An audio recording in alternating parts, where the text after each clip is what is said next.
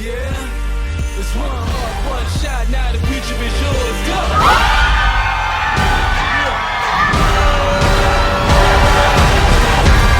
I'm turning dreams into reality. In the lab with the... All right, what's up, y'all? How you guys doing? Hope you're having an absolutely amazing evening. I hope you're having a beautiful start to your new year. We made it to 2021, y'all.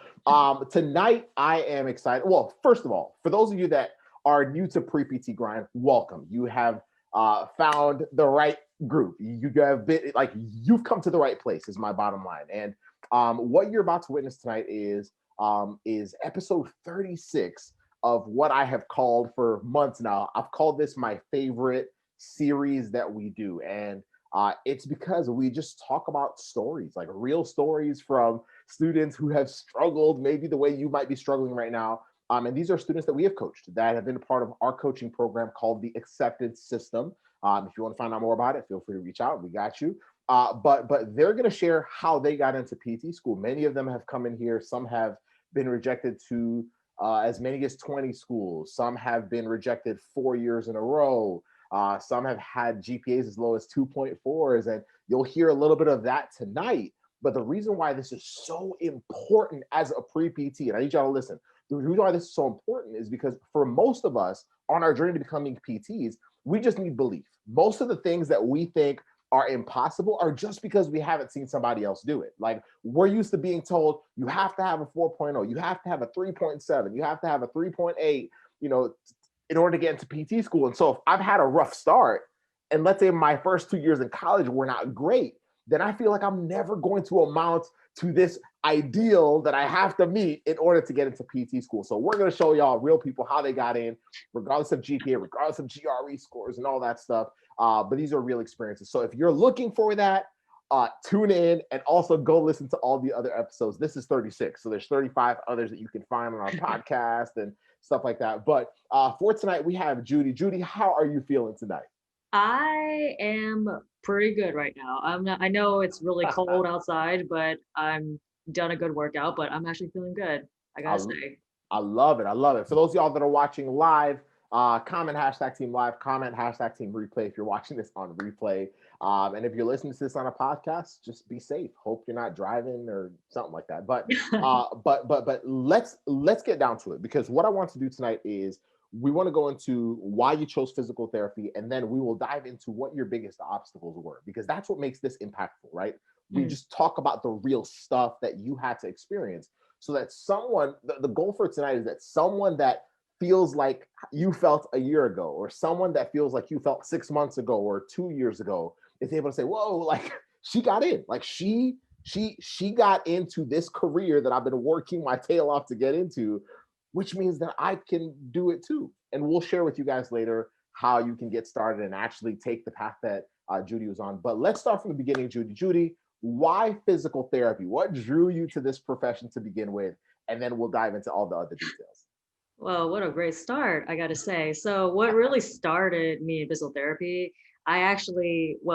long story short, I actually happened my sophomore year. I was changing majors from biomedical science to kinesiology. I was an undergraduate at Texas A&M, and what really drew me to physical therapy is that I remember my first observation. It was in inpatient acute, and I've never heard of physical therapy in my life. I thought it was just all sports and like athletic trainers, but turned out I was dead wrong. It was actually way more than just sports, athletic trainers. But I didn't really know a single thing. I was just observing in a clinic after I got to class, just a free time. And I decided, and then apparently there was another PT who was expecting me, and then show me one day just to look around. And, I was just observing like so many tables and weights. And everything was just like another planet, because I thought, what in the world is this? I thought it was like a hospital. But there was this particular patient. There was an elderly man. He had a spinal cord injury, and I remember he was in a wheelchair for about 6 months and couldn't walk for a long time. So I remember the PT was telling me, he's like, hey, I want you to watch this, because what you're about to see is the reason why that I fell in love with physical therapy, and I hope you fell in love with it too. So I was, watching and observing this patient trying to walk at the parallel bars for the first time, and I could see that he was struggling numerous times and he wanted to quit. Uh, and I remember seeing his face and I thought, oh man, I feel so bad for this patient. And he wanted to give up. He started crying. And, and the therapist, was really patient, sweet, and kind. And he's like, okay, let's take a break and then tell me what's wrong. He wanted to walk down the aisle for his daughter's wedding. And he's like, he wants to walk. And then when he see that, it's like, I'm not going to have this moment ever again. He's like, I want to achieve that. And I think that just warmed me up right there, that you can see someone so inspiring, so motivating, have that purpose by that one career. I think that just was a huge wake up call. And then after I had that thought, after that break, he got up again. And then there was a crowd of, other therapists and other patients, cheering him on, clapping. And he's took several steps, and then all of a sudden I did the cheers and saying his name motivate him to go from one end to the other, and he finished it. He walked for the first time. I mean, he did have some pain, but he just never gave up at all. And I looked at his perseverance and resilience, and I thought, oh man, just that impact of physical therapy really made me, I want to do that. I want to give back to someone just like that. Just who find that patient who just never gave up on themselves and then now achieve something so either be small or big. It's just a wonderful thing to see. And that's when I changed my major from, and I was like, yep, I'll be a physical therapist right there. Oh my goodness. That's probably one of the better descriptions that I have seen of what it's like to see a patient go from, not whether it's a accident or all the different reasons that someone is limited from doing what they want to do, and then seeing that journey, seeing them get back to what's like, usually it's things that are a lot deeper than just, oh, I want to be pain free. It's meaningful. It's like, I want to walk my daughter down the aisle. Like that's a massive moment for a father. And so so you fell in love with PT, which is amazing. And and I'm sure a lot of the other people listening right now have had different experiences. They're here for a reason. There's that one moment that they had maybe you're watching right now and you've gotten into an accident yourself, or whatever your journey is, hold on to that. That's why I start with that's why I make that the first question that I ask, because that's what you need to lean on when you're starting to second guess, right? Y'all know those moments where you're like, oh, maybe I can't get into physical therapy school. Maybe I should be looking for plan Bs. Go back to that moment. What was that like? And does any other profession give you that feeling? And if another profession does, then maybe PT is not for you. Yeah. But if this is it, then we have to figure out how to get you across that barrier to ultimately become, a PT student and ultimately a physical therapist. And to do that, let's go into the next question. And the next question for you, Judy, is, you knew that physical therapy was what you wanted to do. Tell me about what your biggest obstacles were, because I think a lot of times when you're already accepted into PT school, and we'll go to that part later, but I think a lot of times when we get accepted into PT school, we say, all right, I did it. You can do it too. Yay. And it's just more like rah, rah. But I want us to talk about what was it really like? What were your real struggles? What made you doubt yourself? Tell us about that. What were your real obstacles? And then we will go into talking about how you navigated out of those. So what were those for you? Tell the people truthfully, because somebody else might be experiencing it right now. And you saying it is confirmation that, whoa, it's actually possible for me as well to get into PT school. So what were those for you? Oh man, my journey was not easy at all, because I remember my undergrad, I struggled because I didn't have that perfect, because I saw, when I looked into physical therapy school when I changed my major, and I saw the GPA was around the average 3.5, 3.7. There's some 4.0s, and I'm over here. I know it's competitive, and I thought, after what I went through, I was on probation twice during college. So it was, obstacles just got bigger and bigger. And I thought to myself, how am I going to get in when they see this? I thought my chances are going to be low. There's no way. So, of course, and then I look, I changed my study habits and then I graduated at a 2.6. So it was not really ideal compared to, the stats that everybody is looking at and struggling with. So I remember, man, I think what really was a huge wake up call that I had to really change was when I applied the first time. I think I applied about 5 schools. I took the GRE. I was really just playing a little ball game. I didn't really look at the targets seriously. So I got 5 rejections in 2017. Was really sad about it. And I was working as a tech. So I was really inexperienced. So I think that was a huge wake up call, and I was really bummed out. And I looked at this cumulative GPA, and I thought, there's no way in heck, who's going to accept a low GPA student, And they look at you. Unfortunately, people look at you like, oh, she messed up, or like, what happened, or no excuses. Oh, because unfortunately now they look at grades. They only see grades, but they don't really see you holistically, which I feel like schools should be seeing that now. But luckily, my coworkers and my boss, who I'm working at a clinic right now, all encouraged me to just give it a shot, because they told me some stories that they went through obstacles before, and it's a progression, not immediate response. We all want that quick, yes, get over it, but really it's slowly and surely journey. So I remember that following year, I retook some pre-req classes, and I remember just replaying that whole thing, failing grades. I almost failed a class at A&M, so that was really scary. And those replaying doubt moments, I actually had, other people. I had a couple of close family members and friends, because they told me that, oh, you can't do this. It's impossible. This low GPA, there's no way in heck get in. And plus the repeating of fear of failure just plagued me all the time, every time I take pre-req classes. But, the encouragement from my now husband and my dad, my mom, my sister, all my closest friends, they all gained that support. It's like, we've been there before. We had people who told us that you can't do this, but it is possible. One of my friends got a master's. She had a low GPA too. So she felt what I felt.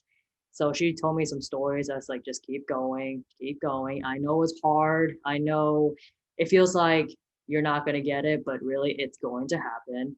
So I worked, through the GPA, and I just tried to be more disciplined and change my habits. And I, prioritize instead of playing, going on your phone all constantly. I just studied for a while. So I took it as a priority, ended up getting straight A's, each semester, just more work and gaining more experience, and, trying to study the GRE too. Ooh, that was not fun. So I basically, the biggest struggle was the fear of failure and self-doubt of what happened to me in undergrad, and that GPA right there. And I thought, well, it got rejected. Is it really worth going again? So I think that was the worst part. And then a couple other people, they're really close to you, who never experienced this before, actually made it worse, unfortunately. And it's like, oh, I didn't finish grad school. Maybe you should do something else. Because you know how your family wants, protect you, not getting hurt. Yeah. But actually, what I just learned, I think about a year ago, that, I mean, yes, they love you for you, but they just want to protect you, but they don't want, but my dad actually had a flip side. It's like, no, I want you to be better, not just like, oh, just settle down. So I think that mindset really changed me, but it really had that, the overwhelming fear of failure and a lot of self-doubt, and from what happened in the past, really plagued me a lot the entire time. Wow, you communicated that so well, and I think a lot of times, and the reason why I'm very glad that, thank you for being honest and transparent with that, because I think a lot of times when we, especially with lower GPA students, a lot of students just feel alone. And how do I know? It's just, I mean, Casey and I talked to a lot of them, right? And recently I've been talking to quite a few that are like, man, there can't be other students that have a 2.8 or a 2.7 or a 2.6 or a Hmm. 2.5. I've, and it's interesting to me. What I typically do at first, I send them to one of these, and I'm like, just listen.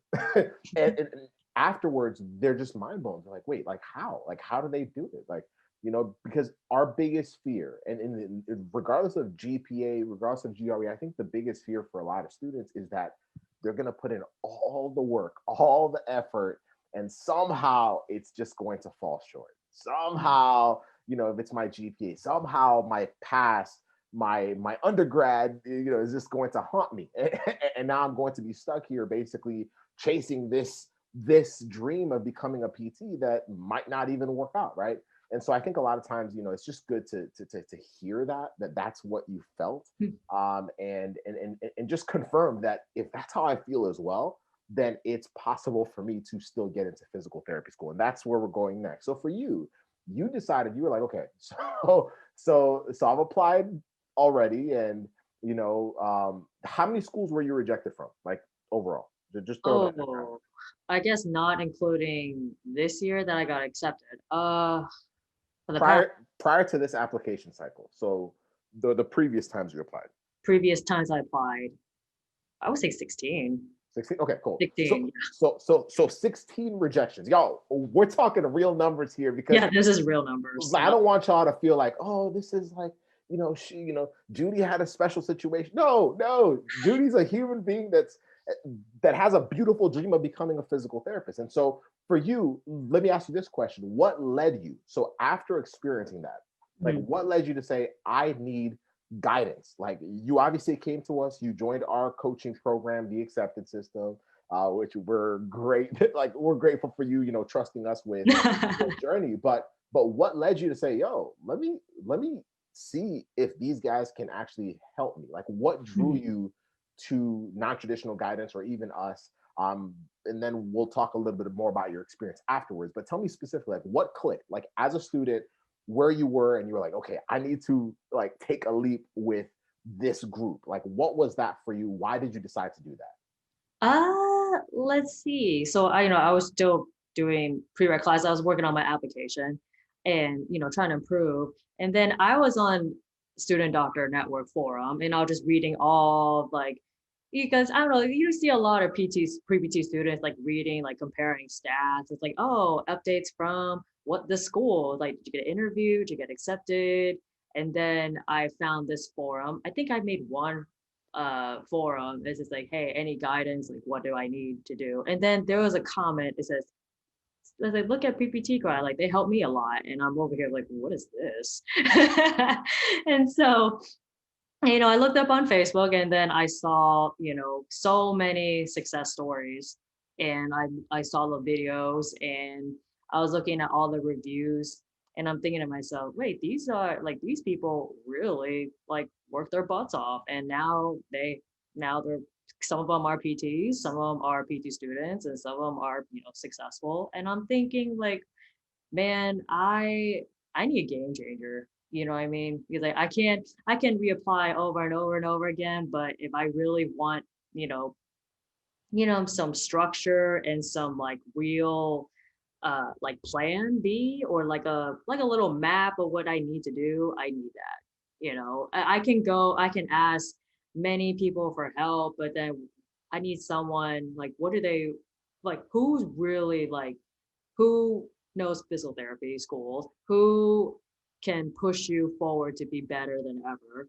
I can't just sit here feeling sorry for myself, like, am I going to get in? Because that overwhelming fear I have. And I thought, is my stats going to be high enough? Is it going to be good enough? But I saw that y'all, really help each student, like each problem and each fear that I'm going through. And I'm over here, and I thought, I need to step out of my comfort zone, because I remember that was my New Year's resolution.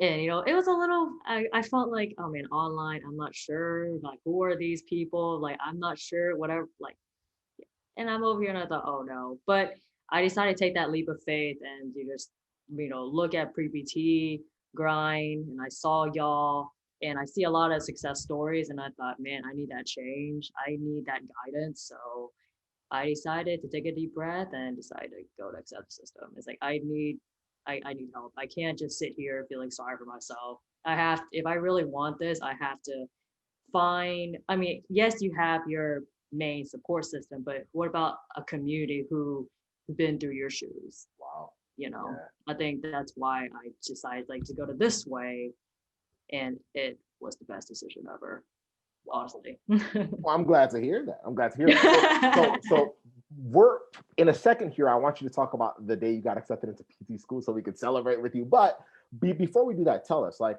how specifically. So now you joined the accepted system. How did it help you? Like, what are some of the things that you're like, hey, if I could say 2 or 3 things that the accepted system really helped me with, like tell us what those were. Like, if you could look back and be like, whoa, like these were the shifts that accepted system really helped me like take Mhm. in order to get me closer to now being accepted into PT school. What were those for you? Uh, was it which one that helped me the most? Like I remember without those live like videos and Hmm. lectures that we have Hmm. every single week. Hmm. You know, I mean, everybody's like have a pen and paper and just write down each Hmm. note. And then I remember like your and Casey's, live stream videos of like, hey, each lesson accepted.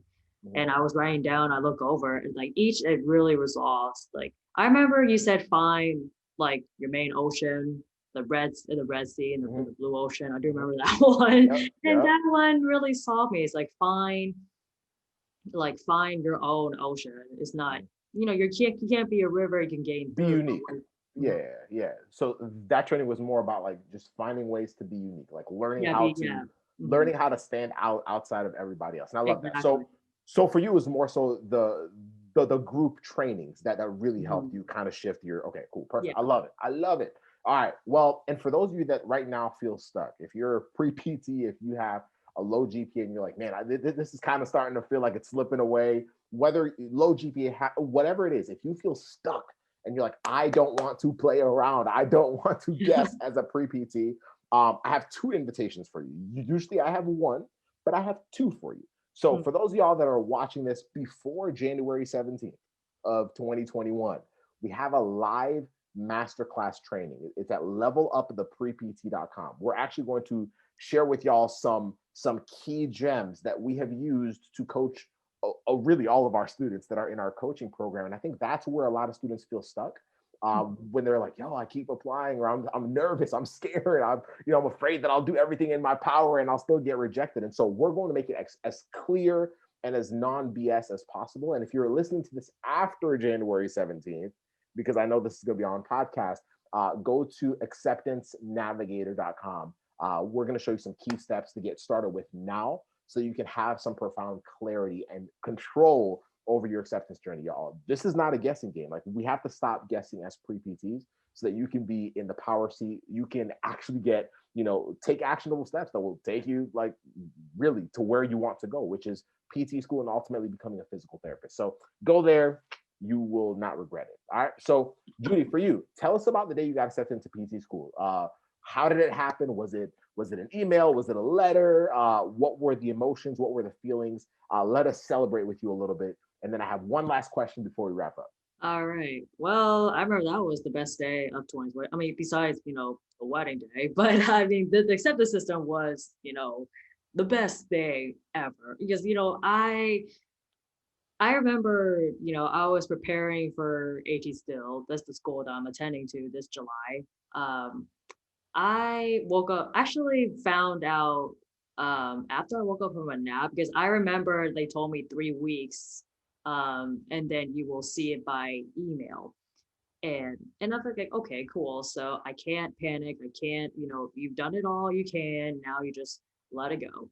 So I remember I was just waiting, check my phone like every 2 hours, and I thought, okay, they're not going to respond, so I'm just going to take a nap. And this is right after work, and I was exhausted. I was working with patients, actually not working. Actually, that was like no, that is during COVID. But I was just working cautiously, and I took a nap, taking a break, and then I woke up. I checked my phone again, and I remember the very the very first word I saw was congratulations, and I opened my eyes. I went from like groggy to like wide eyed, and I thought, wait, hold on, am I real? I woke up from a nap, and am I dreaming or is this real? And so I saw, and I click on it, and then I said congratulations. you've been accepted. I'm over here and I thought, shut the front door. Wait, what? Are you kidding me? So I remember running out of my bedroom, and my parents looking at me immediately. I thought, what the heck is happening here? And I'm really close with my parents, and they've seen my journey. They saw me how hard I work, so they're anticipating, you know, whether I get in or not. And then I just looked at them with a huge smile on my face like this, and I said, "Congratulations!" And they know immediately that first word. And like, oh my God! And they gave me a big hug and screaming up and down. And I read the entire email. Congratulations, you've been accepted for the class of 2024. And all the screams and shout and all that hard work and all that, that pain and agony, all that time you put into it's just literally just weight lifted off my shoulders and my back. So I felt a huge relief. And I immediately called my sister and my husband, and I thought, guess who got it? Guess who got it? I'll be like, are you kidding me? And after, like about 2 hours worth of excitement, and I called my friends, and I texted you guys, and I texted, my county partner, I texted Casey, I texted my coach Sarah, and I remember I texted you about that, and then I remember like, oh my God, yeah. Oh, I lost my mind. Oh, I always, that's like the one thing I still don't like people think that after a while you stop getting excited because I'm just seeing it over and over. But yo, every time I get that message that like you got in, man, it's surreal because that moment means so much. Like you remember all the emotions, right? It's what you just said. You're like, man, I'm remembering all the moments where I almost quit, moments I doubted myself, moments, other people that friends or whatever doubted me, and the 16 rejections and all those different things are coming to your head, and you're like, yo, like I can actually do this thing. Like, so like that's I think what's so surreal. But I think a lot of us, and this is why we do these live streams, is a lot of us feel like that feeling right there is never going to happen for them, or might not happen for them, right? And so they're like, man, like will I ever feel that? And so yeah, no, that moment is surreal, absolutely surreal. What was like, how long did it take for you to actually let it sink in before I actually I think it synced in. Oh man, well, I posted on social media. I posted on my Instagram page and the PPT Instagram. That I remember you guys taught me is like, really stand out. So I made my own PPT page. My PPT Instagram page. I love it. And I posted on that. And I was just too tired to type of like, you know what, I don't care. I'm spreading all over the place. I'm putting on Facebook, I'm putting on Instagram. I'm doing this well known. Like I worked my behind off for 3 years. You better tell the people. I need to brag about it. And I actually text my boss. I screenshot the email and he looked at me. I'm like, you gotta be serious. And oh man, that was the best day. And then a whole bunch of phone calls and comments and likes, and they're like, oh God, are you kidding me? So that was the best day. And then that weekend I celebrated, just simple COVID safe, going out to eat with my husband. I spent time with my family and friends, and then we're looking around. Like I was researching the school. Of course I did my research, but just the apartments, like what to do next, how much tuition I have to pay. Real life started to sink in. Real life started to sink. It's like, all right, we got in. Let's like figure out where we're gonna live and all that stuff. Exactly. So it would, and then it was, I think, started to sink in. The next day it did, and then what really sank in was when I went to work, because my coworkers and my boss really guided me through. You guys too, but they guide, because they've been through this before. They guided me through it. It's like, don't quit, Judy. Like I know it's hard because I've been there before. And I think one of my coworkers and my boss knows about it. The rest of them, they're like, wait, what's going on? They gave me that church got grin, gave me a hug, like, congratulations. And they look at me and thought, wait, what happened? And I told them my phone, and then they look at like, and it was a mini celebratory. Obviously, we're at work, we can't really, celebrate, but it was like a mini little celebration. Man, so proud of you. Super, super proud of you. One thing I tell every student who wants to get into PT school, like write down, like grab a piece of paper at some point and just write down all the feelings that you had in that moment, as much as you can remember. Because when you're in PT school, like when you start PT school this year, and You have other days and other semesters where you have new obstacles, because you will. I mean, it's life, right? I Mhm. want you to be able to look back and be like, yo, like I've been in some very, very difficult circumstances before. I've been in positions where other people doubted me. And so I want you to go back to that and read it again. Like remind yourself that your work, like all the things that you did to get to where you are now, making sure that you're not listening to people that were pulling you down, making sure that you are listening to people that are, filling you with confidence, and listening to people that have been there already. So for you now in PT school, maybe it's someone in the class ahead of you or whoever else, maybe it's faculty members, but remind yourself that you have everything you need, because you're more than qualified to get, to finish PT school now. But just remind yourself that you, like, when you put everything into what your dream is, man, beautiful things will happen. This should be confirmation in itself. And so last question for tonight before we're done. What would you say if you were to go back to, let's go back to Judy the first time she applied, or actually no, Judy after she got her 16th rejection letter.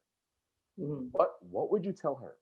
Because that's a point where some students are right now, and they're really stuck. Like they're like, man, like I don't know if this is worth it.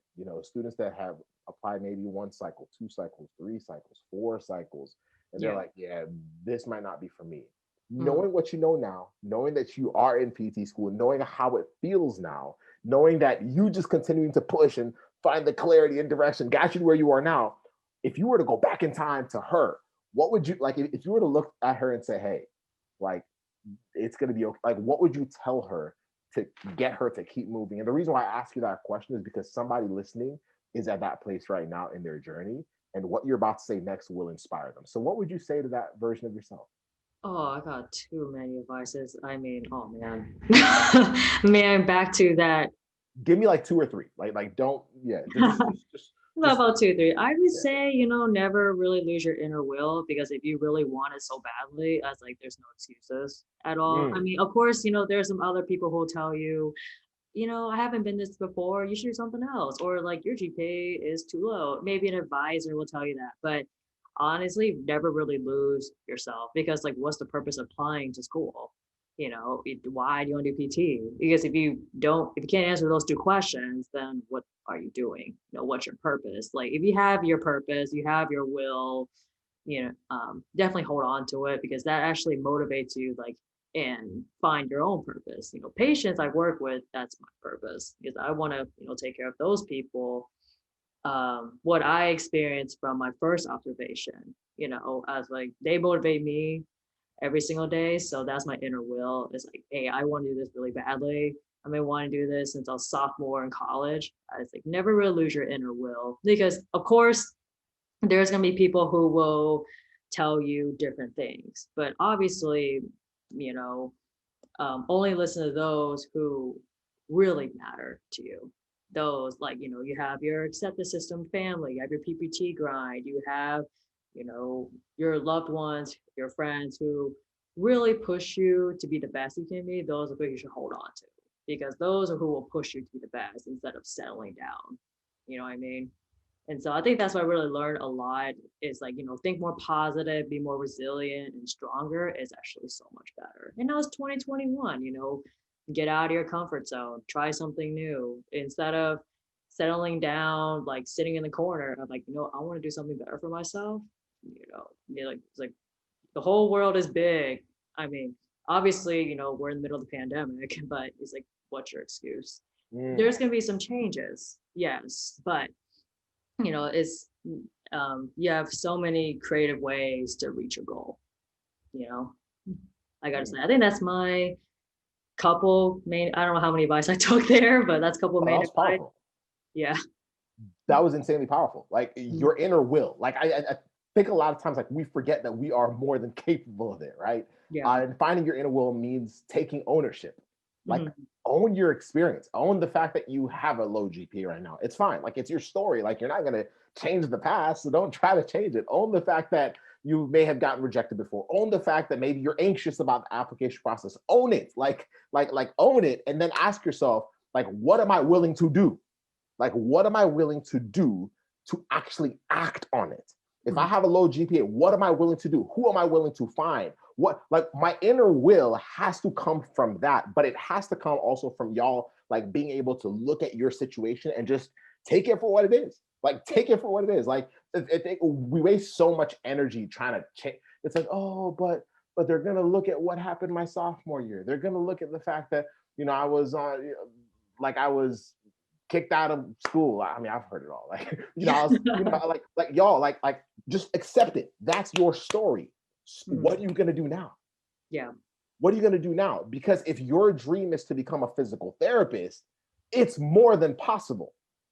The only people that might be, convincing you otherwise are maybe the people you have around you, maybe yourself, right? Like, a lot of times we get in our own heads, right? So that's why we need other people around us that can push us in the right direction. But if this is what you want, y'all, go get it. Use Judy's story as inspiration. Use all the other stories that we have shared in here as inspiration, that you can do it. And if 2021 is the year you want to do that, then own that. Like, own it. Like, own your story, own your experience. It's yours. It's yours. And then now let's use that. Let's use that as where we, like, really build from, so that we can showcase who you have the capacity to be, and who you really are inside. But you might be holding that back from yourself. So because, man, like, that feeling, like, just always ask yourselves this, guys, because I asked Judy what her feelings were when she got into PT school and when she got that acceptance letter. Like, ask yourself, like, what will it be like? Like, just imagine, like, pick a day in the future. Pick December 6th of this year. Like, what would it feel like to get that first acceptance letter? Would it be worth it? All the things that you're going to have to do, like the retakes, the GRE, all that stuff, will it be worth it? If it's worth it, then let's get to work. Let's get some clarity. Let's own it. Let's take responsibility for it. Let's find some direction. And you will be one step closer to being, to being a physical therapy student, to being a physical therapist, to serving people how you want to serve them. And that's what we're here to help you do. So if you're watching this before January 17th, go register for the acceptance masterclass. In an hour and a half, we're going to help you, like, unleash some stuff. And you will have some profound clarity after that training to know what you should be doing next if you want to get into PT school, y'all. You guys have an amazing one. Judy, thank you so much for taking time out of your evening, for sharing your story. You absolutely crushed it. And I'm sure you're inspiring a ton of people who feel like their story is impossible. All right, y'all have a good one. We'll see you guys next time. Bye.